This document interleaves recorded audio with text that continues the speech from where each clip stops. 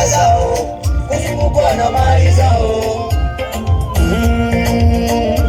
Watu wengi wanatamani kuzungukwa na ndugu zao na rafiki zao, wanasahau ya kwamba Mungu yupo muweza wa yote. Tamani sana uzungukwe na Yesu, uzungukwe na